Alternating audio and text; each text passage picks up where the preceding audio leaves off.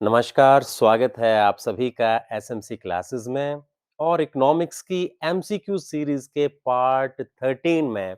चलिए शुरुआत करते हैं सबसे पहले प्रश्न से। आज का सबसे पहला प्रश्न है, ट्रेड एंड डेवलपमेंट रिपोर्ट का प्रकाशन किस संस्था द्वारा किया जाता है?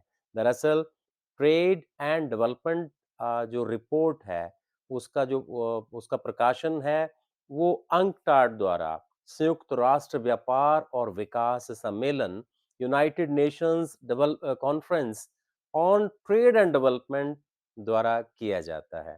दरअसल United nation conference on trade and development 1964 में एस्टैब्लिश हुई और इसका जो बेसिक उसका जो ऑब्जेक्टिव है वो है जितने भी डेवलपिंग नेशंस हैं, जितने भी विकासशील जो देश हैं, उनके विकास को लेकर के और उनके स्पेशली जो व्यापार को लेकर के ट्रेड को प्रमोट करने के लिए इसे एस्टैब्लिश किया गया। और इसका मुख्यालय हेडक्वार्टर जो है वो जिनेवा स्विट्जरलैंड में है। बात करते हैं दूसरे क्वेश्चन की, प्लानिंग एंड द पुअर नामक पुस्तक के लेखक कौन है?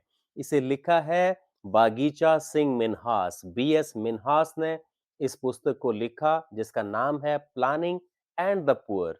और इस पुस्तक में राष्ट्रीय योजना के विकास और भारत में स्पेशली जो रूरल एरियाज हैं, ग्रामीण क्षेत्रों में गरीबी की जो समस्याएं हैं, इनको इनकी प्रासंगिकता को इनको हाईलाइट करते हुए इस पुस्तक को बीएस मिन्हास ने लिखा है। तीसरे प्रश्न की बात करेंगे, नीति आयोग का अध्यक्ष कौन होता है? नीति आयोग का अध्यक्ष जो है वो प्राइम मिनिस्टर होता है, प्रधानमंत्री होता है। National institution for transforming India इसका फुल फॉर्म है और इसे वर्ष 2015 में एस्टैब्लिश किया गया है और इस नीति आयोग के जो अध्यक्ष होते हैं वो प्रधानमंत्री होते हैं। नेक्स्ट क्वेश्चन की बात करेंगे, एनएसएसओ की स्थापना किस वर्ष की गई थी?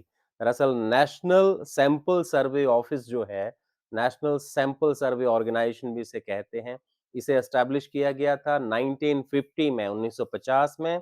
और इसको जो एस्टैब्लिश करने का जो मेन इसका पर्पस है वो है एक लार्ज स्केल पे जितने भी जो सर्वे किए जाते हैं, सैंपल सर्वे किए जाते हैं, रिपोर्ट्स प्रिपेयर की जाती हैं और स्पेशली जो एम्प्लॉयमेंट और अनएम्प्लॉयमेंट को लेकर के जितनी भी जो डाटा पब्लिश होता है, वो सारे का सारा एनएसएसओ द्वारा ही किया जाता है। बात करेंगे नेक्स्ट क्वेश्चन की, भारत में सहकारिता आंदोलन की शुरुआत किस वर्ष हुई?